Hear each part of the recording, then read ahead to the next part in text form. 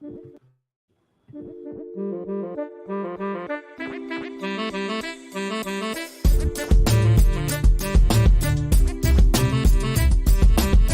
everyone, Scott Hansen here from NFL Red Zone. I hope you're checking out 1 hour of 5-Yard Rush, one of the best podcasts on NFL football in the UK.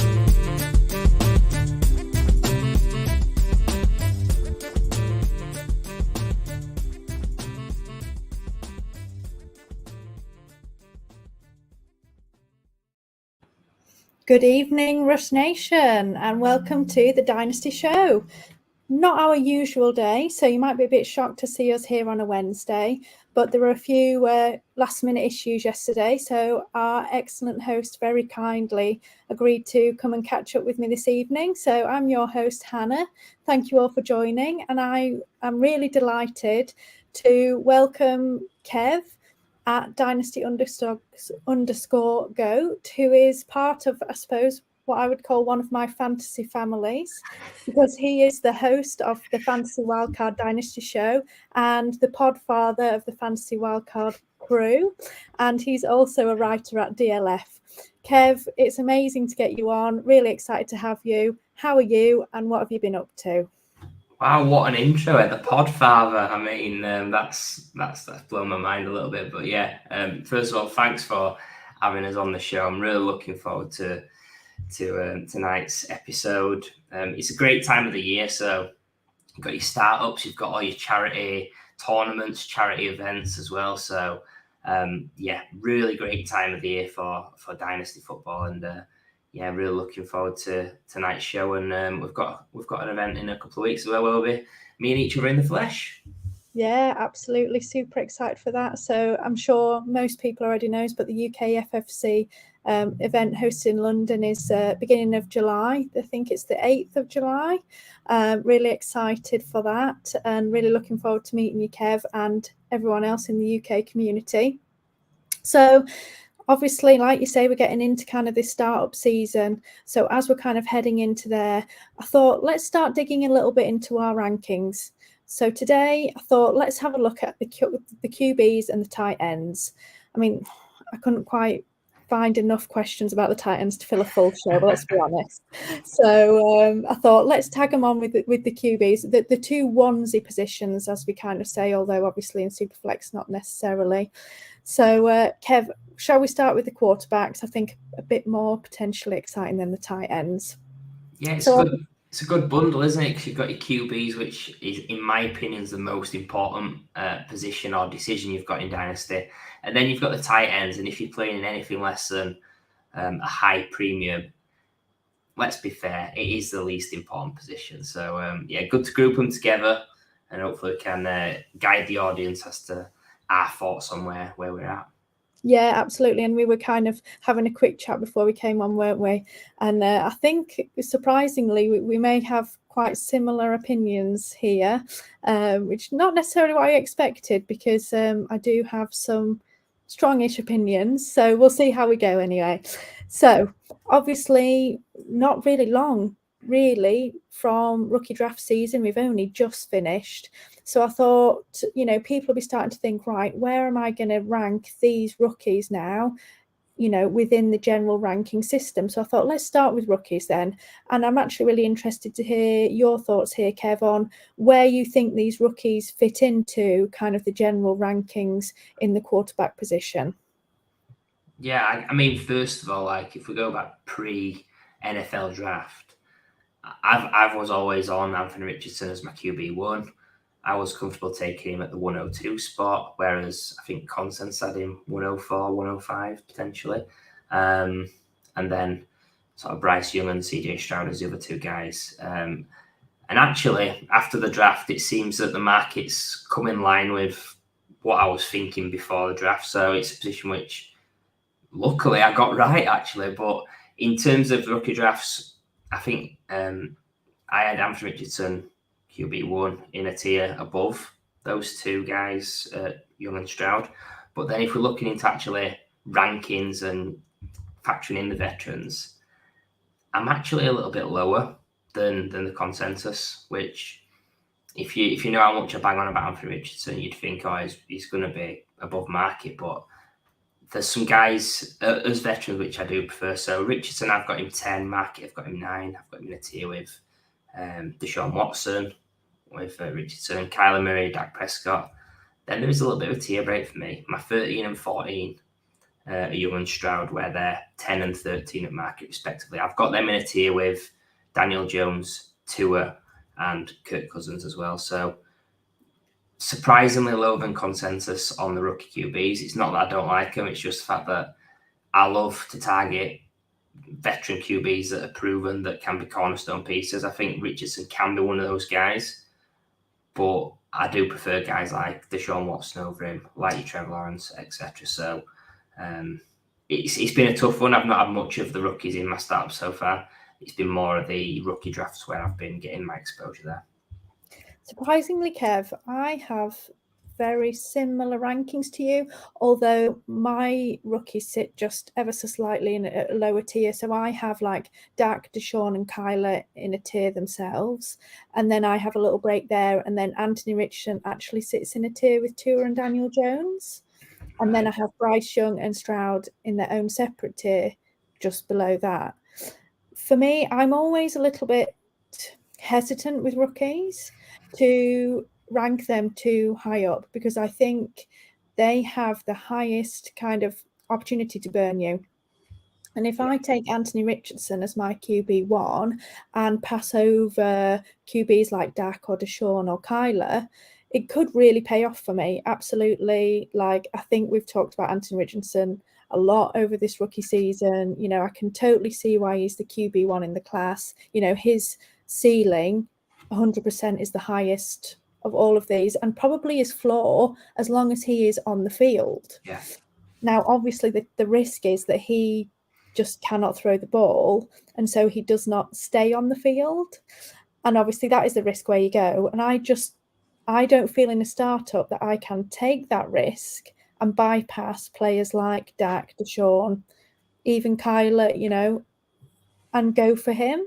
Whereas I would not hesitate to take him in a rookie draft, because I think there's much less risk associated with taking him in a rookie draft versus a startup draft. So I kind of agree with you there. Like, I think, you know, of the rookie QBs, I think he's the best. And I think he has a chance really of getting in that top 10, even higher. You know, Justin Fields already, you know, for me anyways, is in that top 10 area. Anthony Richardson plays and can stay on the field, I think he will definitely get in there.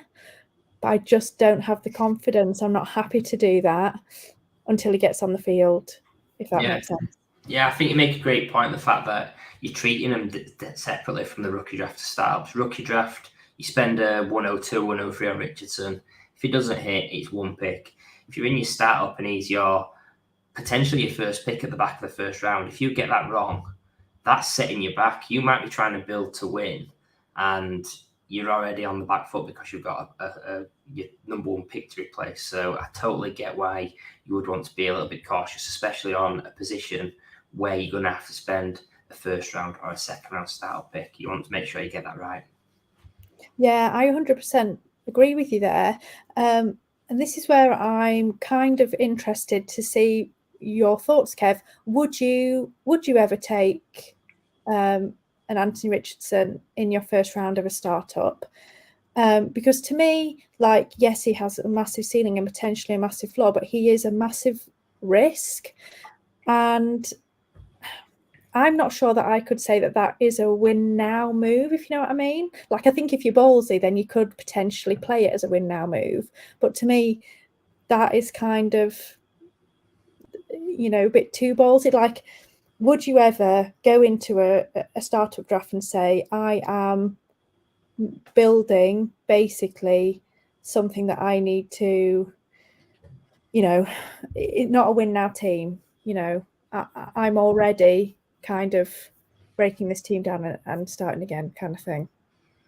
I think, to be honest, with Richardson, I like him in that tier. I would be happy with him to take him early. Would it be round one? Probably not. I think it's probably got to be a situation where it's someone like a Deshaun Watson as your one and then Richardson as your two.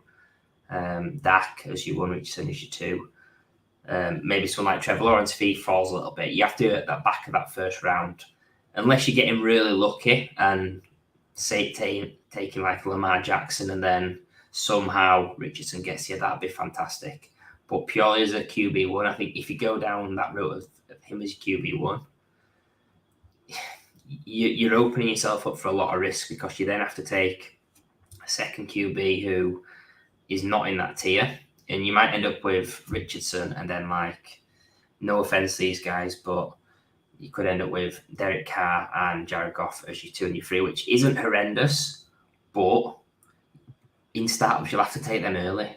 You're going to have to take 3 QBs with decent capital, and it's just you're just giving up so much other positions when you do it that way. If you have an elite QB, then Richardson, you can fade the position then and maybe take a stab on someone a little bit later on. Yeah, I 100% agree with you there. I'm not sure I'd feel comfortable taking him as my QB1 in the startup. I think as a QB2, I feel much more comfortable about it, because if he busts, at least I've got somebody at the position. If I take him as a QB1 and then my QB2 is, a Cousins or a Cart, that is fine, but they're not good enough really as my main QB, I wouldn't say. So 100% agree with you there. I would be comfortable taking him in the second, but not necessarily in the first. Now, potentially in these Superflex drafts now, people are really keen on wide receivers. So I think there's a good chance that he would fall into the second round, and you could potentially take him as your second QB if you're going to go, a 2 QB build in the first 2 rounds. So I think it's doable 100%. But yeah, I wouldn't want to take him as my QB1 either. Anything else that you want to discuss about these rookies, Kev? No, I just think it's the wild card of the groups, Will Levis. I think he's probably a little bit too far down start ranks. So you see him in that sort of late 20s to the 30 range. He's not a great prospect in my eyes, but I think as someone that's a lottery ticket, there's plenty of aging guys or guys with less job security above him that I would be more than happy to move off and get a little bit extra for a roll again, a roll of the dice. Yeah, I get what you're saying there. I'm not wholly keen on him, but I suspect he is going to get a chance to play at some point. I think Tannehill's going to move either this season or, the end of the season. So I think we'll certainly see him on the field at some point. And obviously at that point, you probably want a share of him, because you can either sell him high or you can use him. So totally worth taking that dice roll there. So Kev, going back to kind of our general rankings, when you kind of were doing your rankings review in the off season, which veteran has moved the highest up in your rankings this off season? Yeah, this guy's getting a little bit of buzz from me recently, and you mentioned his name a little bit earlier, actually. Justin Fields. I've got him QB5, Mac. He's got him QB8. I think the main thing that stands out for me is what they did with the 101 pick, where they traded it away. And first of all, they've got DJ Moore, which is by far the best weapon he's had in his young career. But secondly, 101, they was in prime spot to take any QB they wanted. They could have moved down a couple of spots and still got any of Stroud, Young, or Anthony Richardson, or they could have even took Will Levis a little bit later on if they wanted to go down that route. So I think it was a huge vote of confidence for Fields to essentially get the best weapon of his career, and they bypassed taking a QB in a spot where they could have had the pick of many QBs. Yes, there's a potential that the Bears don't do as well again this season and they got high pick next year, but if you still start building around your QB, you're pushing yourself away from the 101. So he's someone I really like. Going back to college as a passer, purely looking at numbers, it was better than Trevor Lawrence. Yes, he's not made that step yet, and he does need to progress as a passer, but if we're just comparing those two situations, Trevor Lawrence and Justin Fields, flip those teams, such put Fields on the Jags, I've absolutely no doubt that he's killing Trevor Lawrence in dynasty rankings if that's the case. So that's why I'm really high on him. The fact that he was a top 5 QB last season with hardly any passing. The only way he's up, he's got the best weapons of his career. He's got the vote of confidence. I'm very intrigued.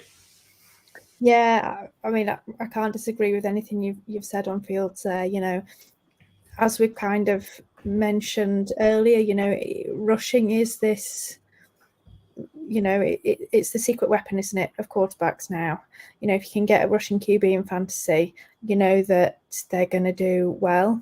And we saw what he could do last season with, like you say, not much and not great passing. He's had another off season now. You know, it would be great to see him take that kind of Jalen Hurts trajectory really in his career, you know, and each season get better and better. But I don't see any reason why you would not have him on your roster. You know, I think he is going to be a QB1, whether he can or does throw the ball or not, because of his rushing ability, and we've seen it.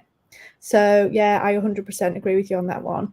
Another QB that I think has moved quite high up the rankings since last off-season is Geno Smith. You know, last season or in the off-season, we were like, oh, I can't believe that the Seahawks are just going with Geno and Drew Lock. This is going to be a complete joke. And then obviously he came out absolutely balling, and he did an amazing job last season. You know, to say that he's been in the NFL, I think it's like 7 seasons already. It's amazing what he did last season. And I think obviously now he's got that contract with the team as well. So that's given him more job security. I think that has leapt him up the rankings quite a bit now. I wouldn't say he's necessarily in the QB1 range, but he's certainly someone that I think you could probably quite happily take, you know, as in the QB2 range. And I think he will probably do a really solid job for you. I think there's slight reservations with him in that we're kind of wondering, is this kind of a one-season wonder? And is he going to come out this season and not perform as well as he did? Because I think, you know, we did see kind of that whole team really stutter a little bit towards the end of the season, didn't they? And they really did struggle in that playoff game that they had. But I still think I would, you know, trade for him and probably take him with some reasonable confidence. I wouldn't take him as my QB1, but I wouldn't be kind of upset taking him as my QB2. Yeah, he's my most owned QB in Dynasty. When he was on waivers in some leagues, when it was him or Drew Lock or some other back like last off season or a little bit before that. So I got a lot of him off waivers. I took a lot of him in stabs last off season. I'm happy to target him again. I think actually, in terms of the NFL draft, he was my biggest winner. The fact that, again, they was in the range in the top 5 to potentially move up a little bit for QB. I think they had a couple of first-round picks, one at 5 and one in the 20s, which he used on JSN. Another weapon for him. Charbonnet is a great pass catcher as well. So, yeah, it would have been interesting to see what happened if Anthony Richardson fell to 5. But I do agree with you, the fact that he had a great season. He's got fantastic weapons, actually. And I see the Seahawks winning games. And I think while ever they're winning games, while ever they're in that playoff hunt, making playoffs, you've got to fancy him to be the starter for them. But I actually think he's shown enough of a revival to land the starting job elsewhere, should Seattle decide to move on at any point and cut him in the future. Yeah, I can't disagree with you there. I think he is going to be playing for, you know, a few years to come. So I don't see a reason not to have him on a roster, really. So kind of looking at this from the other side. So which player has fallen the most in your rankings this off-season? Yeah, I'm very against the market on this. It's Kenny Pickett. I've got him 25. Market, I've got him 19. He actually rose as high as about 13 at the market before the rookies came in. So it's good to see it starting to correct itself, but he had such a poor rookie season, outside the top 30 in fantasy points per game, in what was a fantastic situation. The O-line was top 3 in protection rate for passing. He had, obviously, Deontay Johnson, George Pickens. He had Claypool for a bit, who, despite what people think, he can flash amazing athleticism. You've got Freiermuth, who's really solid tight end. Najee Harris had like a 90 catch or 90 target season as a rookie. So loads of weapons, great O-line. and he did hardly anything with it. Now, they have improved their offensive line again. They've added Allen Robinson. So, again, he's in a great situation, but his rookie season in terms of fantasy was worse than Zach Wilson's. And I'm just getting that vibe that the market sees him as a young guy with potential in getting plenty of hype. I'm going to avoid it because of the prospect. I didn't like him. He didn't do enough for me as a rookie to get me excited. I did take some shares in with looking to move off, but I've really struggled to sell him, which I don't know if it's people in my league are sharp or what, but yeah, I'm off Pickett. What about you? Well, I know that Rich Dynasty Island is going to disagree with you because he totally loves Kenny Pickett. I kind of feel a bit indifferent about him, to be honest. You know, I just don't see him as either an elite QB or a dual threat. So he kind of just sits in that like low QB2 area, and he's fine. And I think he will be probably fine, but I have no desire to go out and buy him, and no real desire to draft him in a startup either. So I can kind of see why you might be struggling to sell him, because I think that's probably where everyone sits, although based on consensus sounds like they are higher. But sometimes I think people have too much of a focus on age rather than the player themselves. They're like, exactly as you said, oh, he's a young QB, you know, he's going to make that leap, and he might improve, but I just don't see him improving enough to get him into that QB1 kind of area, or to be massively interested in Dynasty. Now, I mean, he will give you some points, low-end QB2 points, but yeah, I have no excitement for him. He's really. One of them where you're taking him where he is, and you think about where he could be, what's his projection if he has a great season, he's still not going to be top 12, top 14 QB. So you're taking on a lot of risk for not much reward. Now, people point to the fact he had 7 touchdowns, passing touchdowns in 10 games. That's got to go up, which, yeah, it's going to go up. But if we bear in mind he was about QB 38 in fantasy points per game, if he does get the touchdowns and he goes up to QB 24, it's still not enough for me to get excited. I think at that price, I'm not interested in terms of too much risk for what I'm paying. Yeah, I think for me, I would much prefer kind of those consistent vets like a Kirk Cousins or a Derek Carr over a Pickett, to be honest. Now, I really like the wide receivers, in Pittsburgh, so I kind of want him to do well, because Deontay Johnson is a great player, but he didn't get any touchdowns last season. So, like, I want Pickett to do well because I really like Johnson, and I want him to do well this season in fantasy, because I think he is due a bounce back, and he is, has got great talent. So I want him to be able to show that.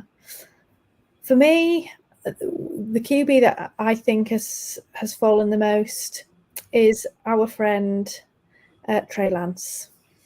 Yeah. Now, obviously, last season he was, the starter for the 49ers. Everyone was really excited. He was the next dual threat QB. Obviously, he went out and played, was it 2 or 3 games?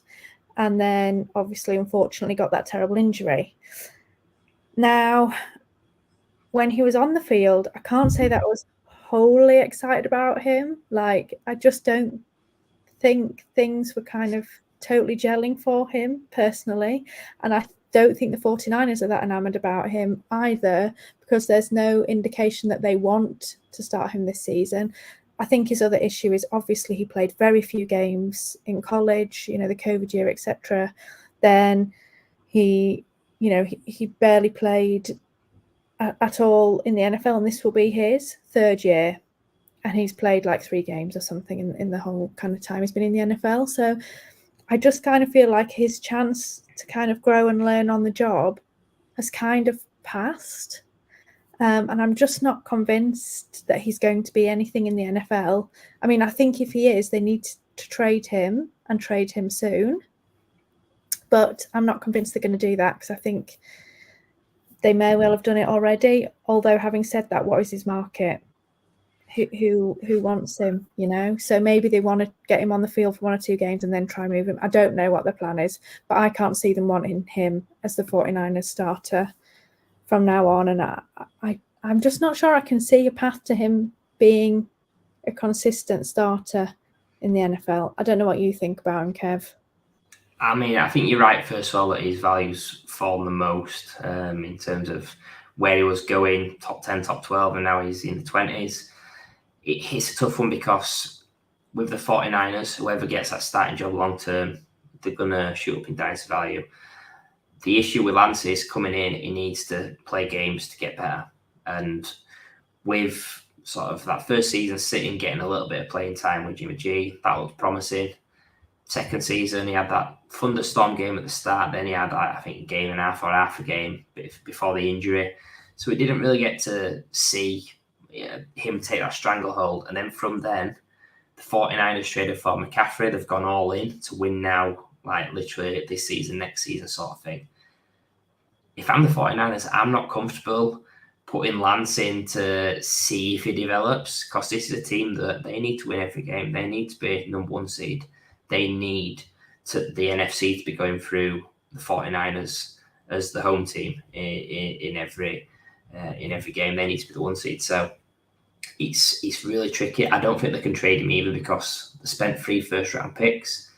He's on a rookie deal, so he's not causing much against the cap. There's no issue from that point of view. So I have a feeling that he's just going to ride out his time in the 49ers and then become sort of a reclamation project for another team, which I'm not totally out on him in Dynasty because he's flashed amazing talent and upside.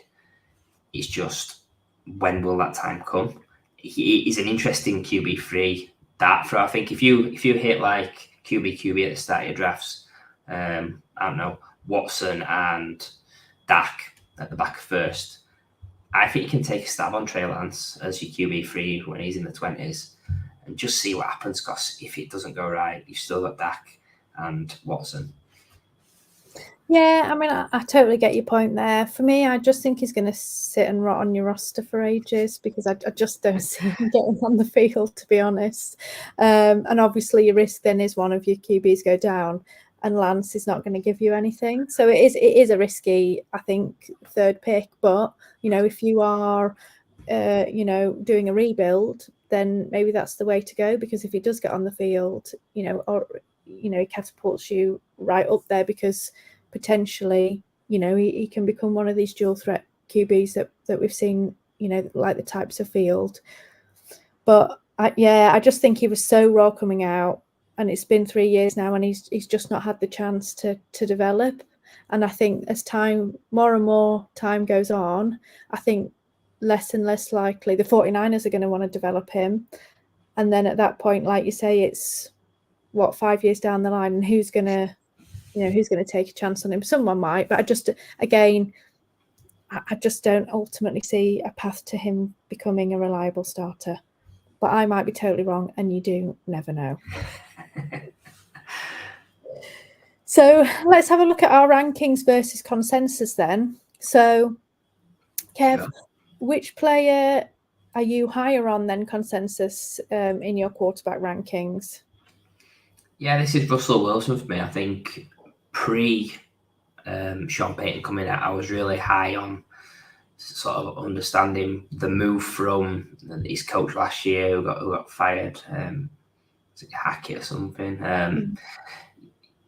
I just felt that there was a potential that he would land in a better situation with someone that was going to use him properly. He got the absolute nuts in terms of Sean Payton, and I was expecting the market to react to that, and they've actually not. I've got him 18, market still got him 23.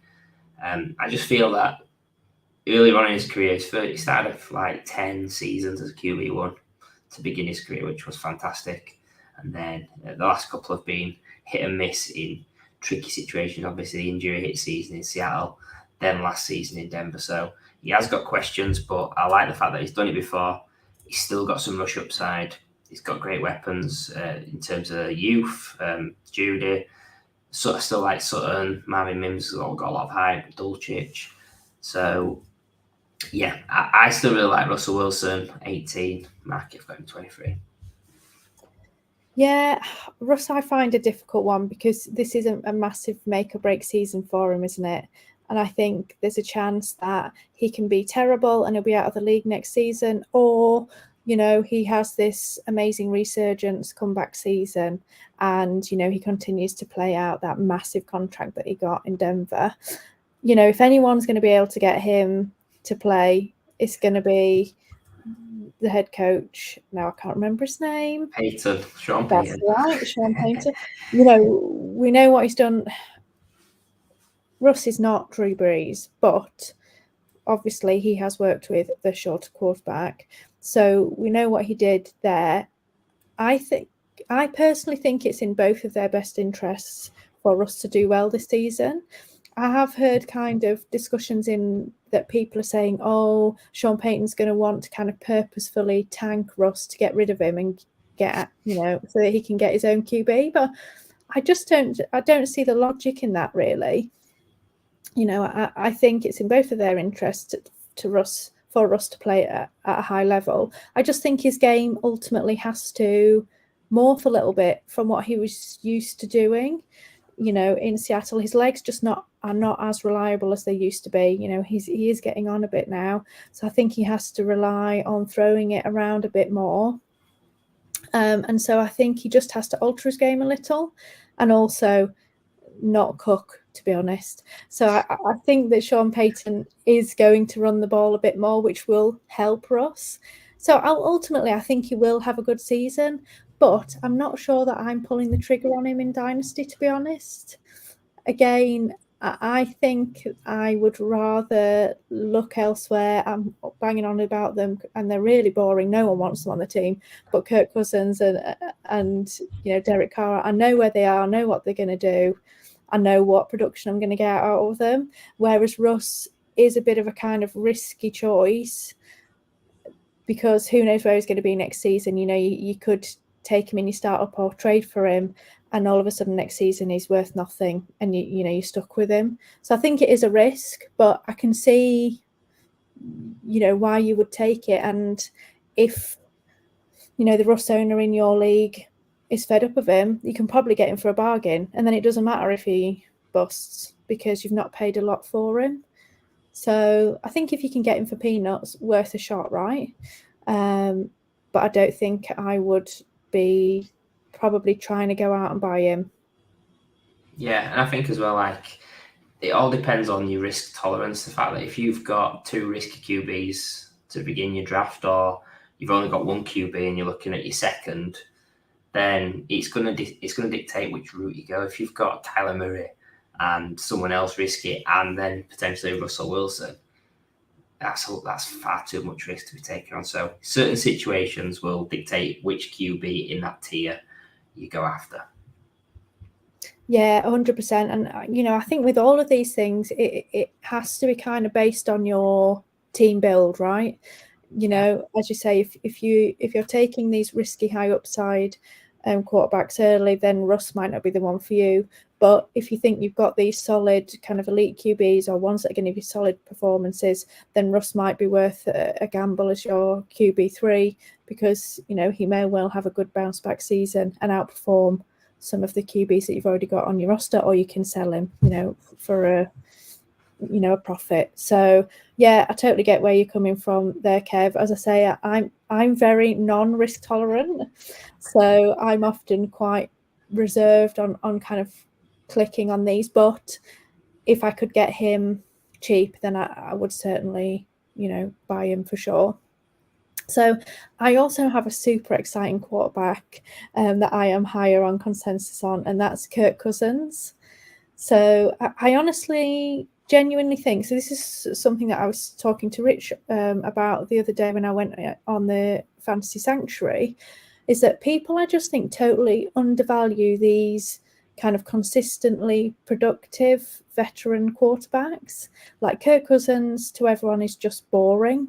You know, they want the young, high upside, you know, players. And I think sometimes they forget that actually, you know, Kirk Cousins between 2015 and 2022 has finished a quarterback one in every season apart from 2019 when he finished as the QB 13. So he's like quietly a QB1 and absolutely nobody talks about him. Now, I actually don't have him ranked as a QB1. I have him ranked as my QB 18, but consensus have him ranked as a QB 25. So, you know, I still have him ranked as a QB2, but he's giving us QB1 performances. So I don't understand why people are not buying him. Now, I totally understand that after this season, there's going to be a question mark about whether he stays in Minnesota or whether they are going to release him, or, you know, what's going to happen, because his contract essentially ends at the end of next season. But, you know, he's one, like you said with Gino, where I think even if they released him or he moved on, he's going to be a starter somewhere. You know, he's a good enough player that teams are going to want him. So I don't see him not being in the league. So I still think that he is someone that you could quite easily, and I would quite happily draft as my QB2. As I say, he's not sexy, he's not elite, but I know he's going to give me consistent, probably low-end QB1 performances. And what more do I want from my QB2? I don't want to pay an absolute fortune or use a very high pick on my QB2 personally. I would much rather invest that capital in a wide receiver or a running back, or even one of those kind of elite tight ends, where I know that they can probably make more of a difference on my team, if that makes sense. Yeah. I think Cousins is pretty sexy, to be fair. When he's got his top off and his chains on, it's a great look. But I'm actually higher than you on him. I've got him 17. So big fan of Cousins. Best weapons of his career with Allen Addison, and Hawkinson's fully integrated now. So no worries for me. They've lost Dalvin Cook, which potentially means they'll lean even further on the pass, depending on who comes in to add to that backfield. But I love Cousins. He's 34. Like, if you're playing any more than a window's more than 2 years, you're trying to guess too much for me. So this season, next season, I've got absolutely no issues with Kirk Cousins. An ideal QB2 target for any build. Yeah, 100% agree with you there. So let's flip it on the other side then. So who are we lower than consensus on in our rankings? Go on, Kev, you start us off. Yeah, I mean, I could be very wrong on this. In terms of conviction, it's not great, but it's Brock Purdy. I've got him 29 in my rankings. The market's got him about QB 20. I don't have a strong view on who's going to be the QB for the 49ers, whether it's Purdy, whether it's Lance, whether it's Sam Darnold. We know that Kyle Shanahan likes to be, or think that he's the smartest guy in the room, so it wouldn't surprise me if he's trying to get Sam Darnold on the field and win a Super Bowl with him. There's too much concerns for me with Purdy. He's coming back from an injury. He's a late round draft pick. He did great in the small sample, 4 or 5 games as a starter, but I mean, can we extrapolate that and say he's going to do it over 17 now? Teams have got a bit of film on him. I'm just not there with Purdy. If I'm wrong, fair enough, but he's not someone that I can really draw to. There's no Konami upside. It's all based on situation. If he was a starting QB for, I don't know, the Titans, people would have zero hype about him. Yeah, I mean, that's exactly what I was going to say. You know, it is all based on situation and, you know, what team he is on, and the assumption that he is going to be the starter on this 49ers team. I am also really nervous about his injury. Like, it was a really significant injury to his throwing elbow. You know, they're saying all the right things. He's going to be on track. He's going to be ready to go week 1. I just don't feel totally convinced of that. And even if he is ready to go, what kind of arm strength does he have? Is he going to be able to pop it into the places that he wants to or needs to? Now, I know Shanahan's offense is mainly kind of predicated on getting those kind of skill players open, so he's probably not going to be throwing into those really tight windows, but still, you know, he probably needs some zip on the ball and to put it into, you know, where he wants it to go. And is his arm going to be able to do that? And I just have question marks about that until I see him doing it on the field. So I totally agree with you there. I am also lower than consensus on Brock Purdy. I don't mind, again, cheap dart throw, why not? But I'm not buying him at those prices. Yeah, QB 20 is a bit spicy for me. Yeah, no, 100% agree. So my player lower on consensus is Jordan Love. So I have him ranked as my QB 23, but consensus has him as QB 17. Again, I think we've talked about this through most of the show. I am quite a risk-averse fantasy player. I just don't know what is he going to be in the NFL. We have seen him, on odd occasions. Mostly it's not been wholly pretty. Now, last time he played, he did look a bit better. Now, obviously, he's going to have a whole off season with the weapons, repping with the first team, etc., etc. So maybe he is going to come back all guns blazing. But I, again, personally just prefer some of the other proven players over him, to be honest. If I was in a rebuild, then yes, maybe I'm going to take him as my QB 2 or 3 because what have I got to lose? But any kind of contender, I'm not really interested at those prices. Yeah, I think the shares I've got in Love are from previous startups where he's been like either in a rookie draft late or QB 4 potentially on most rosters. So yeah, I can see why you'd have that pause and concern. I think the Konami upside, he is athletic, but he's never really put on a ton of rush yards in college or sort of extrapolate on the stats he's made or the games he's played in the NFL. So again, it's a little bit like Kenny Pickett for me. What is the upside for what risk you're taking him at in that range? There's lots of safe, proven veteran guys in that range that you can take and have confidence that they will definitely put you up a certain number of games and have a job next season. Yeah, I mean, I 100% agree there. I just prefer the other QBs around him to him. But I do have him on some teams just based on, like you say, previous rookie drafts or when he was going kind of really low in those startups, worth taking a punt. But yeah, at this price, I'm choosing not to pay. So just before we move on to our tight ends, Kev, which player do you think can or will improve their ranking most over the course of this season? Yeah, this pick's not about talent. It's about where he's ranked and where I think he'll go. And I did mention his name a little bit earlier. Will Levis is currently QB 29 at the market. If we rewind, if we fantasy wildcard rewind, which is your show, if we rewind back to last off-season with Kenny Pickett, he was going a similar range, QB 29, QB 30. He got the starting job, didn't do much with it, and suddenly he catapults into the top 15 in Dynasty on the back of nothing other than having a job. Yes, I agree that with the Titans, the weapons are questionable. There's tons of question marks around Burks, around Okonkwo, the other players on the offense. Derrick Henry's going to go. So I wouldn't expect to see that level of increase in his value, but I just think from QB 29, as soon as he gets a starting job, he's going to be at worst QB 20, 21 range. Can't argue with you there. Like you say, not necessarily based on the talent, but if he sets his foot on a football field as a starter, then he's going to jump up in the rankings, isn't he? Yeah. So let's kind of zoom through the tight ends. I mean, there's some kind of interesting bits to touch on, but I don't think it's quite as exciting as the QB position. So we won't spend quite as long as it on it. But, history has shown that rookie tight ends, they do often take quite a few years to develop into these kind of productive tight ends for fantasy. Now, I know that, Kyle Pitts was kind of this unicorn where he was drafted really highly and everyone seemed to want to take him really early in startup drafts. This tight end class has also been touted as a strong class, but probably, not quite as generational as Kyle Pitts.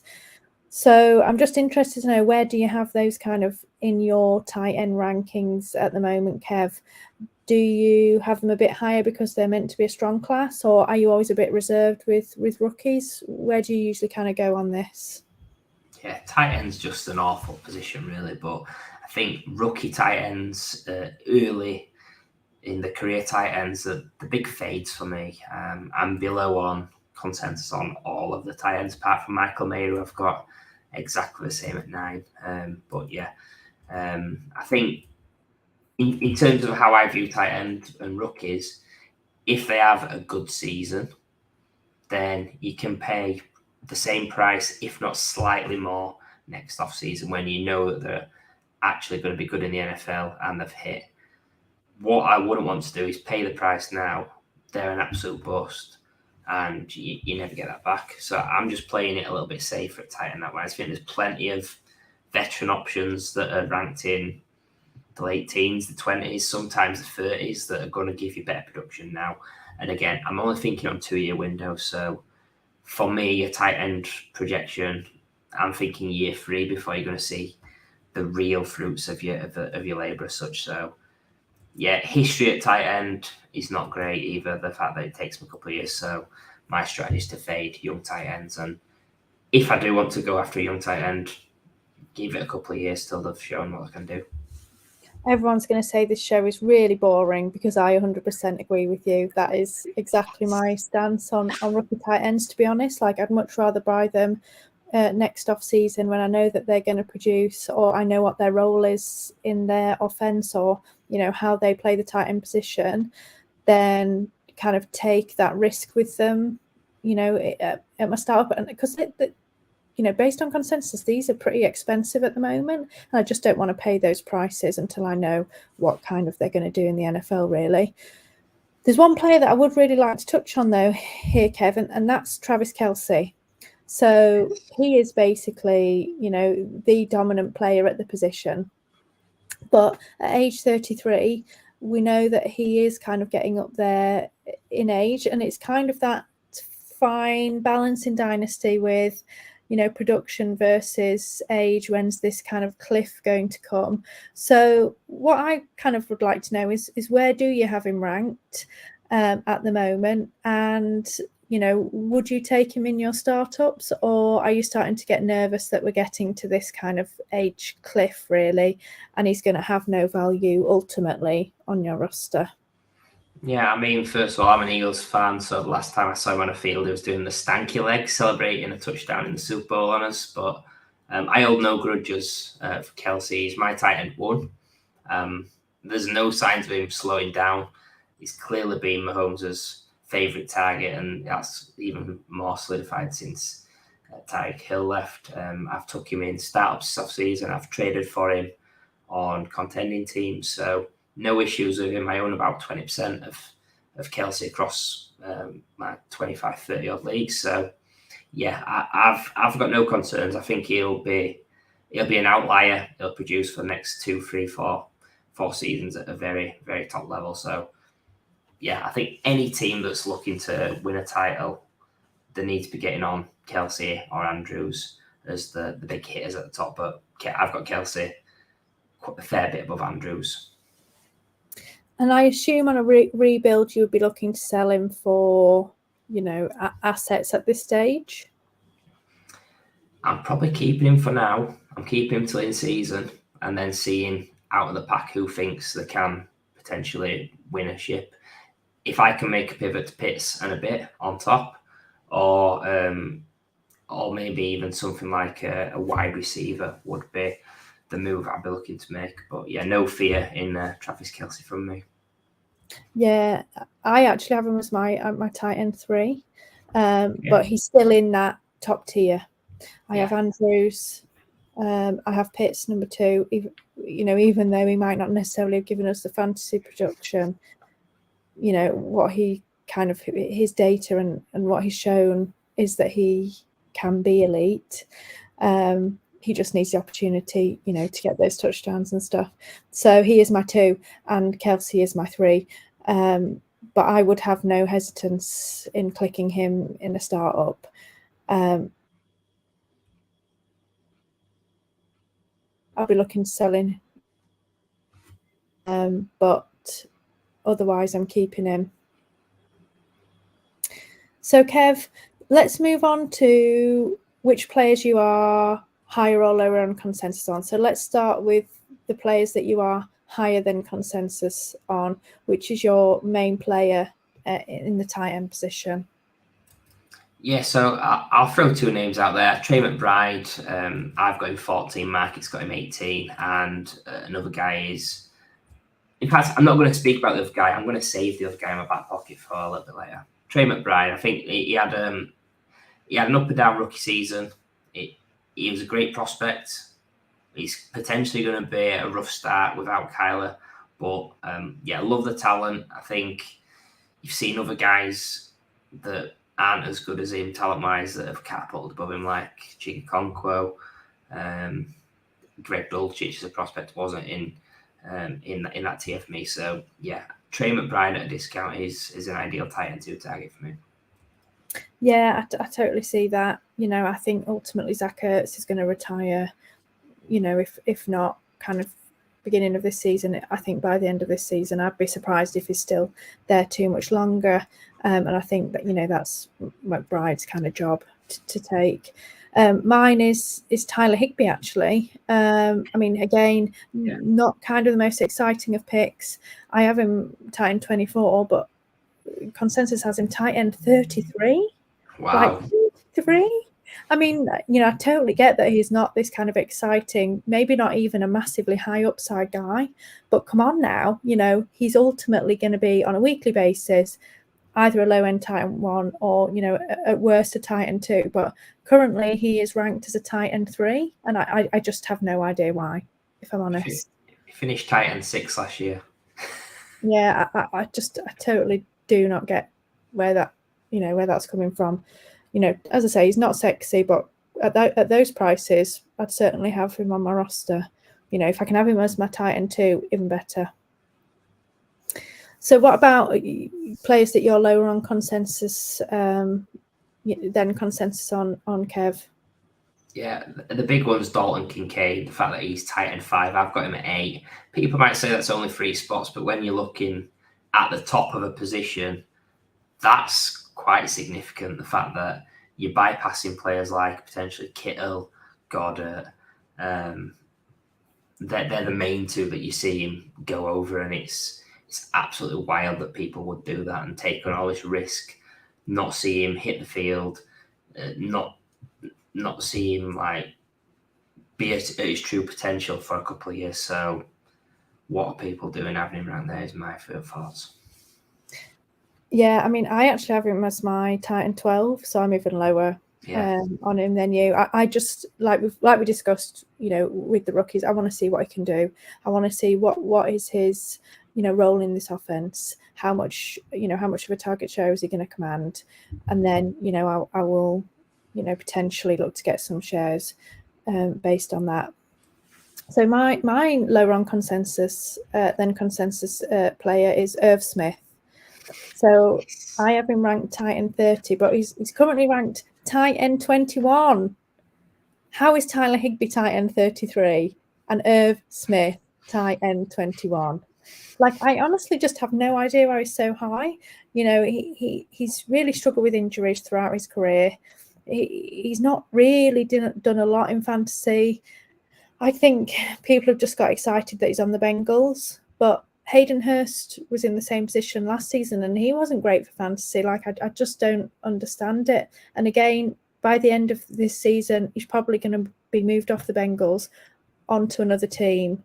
And I just don't see how he can hold tight end 21 value. I would much prefer most of the tight ends, around, him at that rank than him. Yeah, I've got 0 of Smith in Dynasty, and I play in a lot of leagues, so that's my thoughts on it. Just it's the helmet scout and the fact that people see the Bengals landing spot and get really excited because 1, it's the Bengals, and 2, he's got an age next to his name that people like, 24, I think. So that's why. Now, come on, Kev. Everyone gets excited about the Bengals. It's amazing. It's understandable, totally understandable. I'll let them off. So before we kind of move on to our next segment, Kev, which tight end do you think can or will improve their ranking the most over the course of this season? Yeah, this is the joker up the sleeve that I nearly let out of the bag early. It's Juwan Johnson. He's 27 at market. I've got him let's see, tight end 18. I like the fact that Derek Carr's in town. There's people that are going to make loose comparisons to Darren Waller in the offense. He was a touchdown guy, which you can't really bank on. But I just like the fact that he's an athletic guy. He used to play wide receiver in college and coming into the NFL. So there's still more growth for me in his profile. I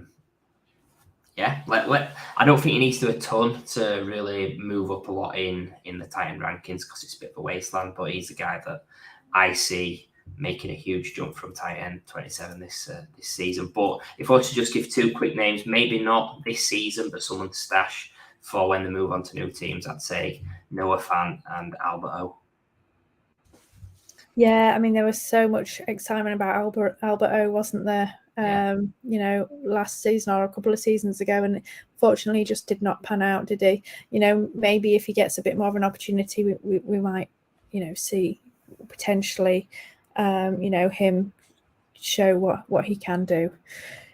So let's move on to our final segment, Kev. So with every guest we have on, we always ask them to pose a question to our next guest.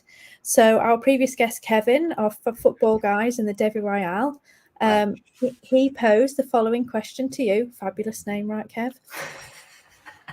Do you think that Bully RB is a viable strategy in startup drafts in 2023? Yeah, I do. I think it's become to a point where it's faded so much at the market consensus that actually when people are hammering QB and wide receiver, there's going to be running back values now. It's not to say that it's not a risky strategy because with running back, it's a lot more prone to injuries, but you're going to get values. You're going to get players like Josh Jacobs, Ramondre Stevenson, Tony Pollard in round 4, round 5 probably for those guys. If you can hit a couple of those, you're going to be at an advantage versus the field. You'll see a lot of teams are building where it's 0 RB or 1 RB to begin. So there's going to be value there. I think there's great value in the veteran guys that have got plenty left, like Dalvin Cook, Alvin Kamara, are two that spring to mind as people that you're taking in the 20s. So you could effectively hit maybe 3 or 4 running backs. We're not saying go crazy and draft 10 running backs, but if everybody's taking wide receiver and QB, do something a little bit different. Bully RB is one option. Elite tight end is probably the other one. Yeah, I think it's a really interesting strategy, actually, because like you say, I think people are really fading RB so much now at this point. Now, if you get, a collection of those elite RBs and they perform well, in the season, then you could potentially move one of those to a contender, let's say, for some wide receivers or, some other skill position players that will help your team. So I always think, sometimes I think people in startup drafts draft their team and think, right, this must be my team for the whole season. I'm taking these players to start on my team. And it's in Dynasty, that's not necessarily the case. I think you can quite easily draft these players and think, right, my aim is to see them, perform well at the beginning of the season and move them on for a different asset that will, help complete my team or make my team better. And I think sometimes people don't always kind of see that when they're in the startups. They think, oh, I'm missing a wide receiver, I must get a wide receiver here.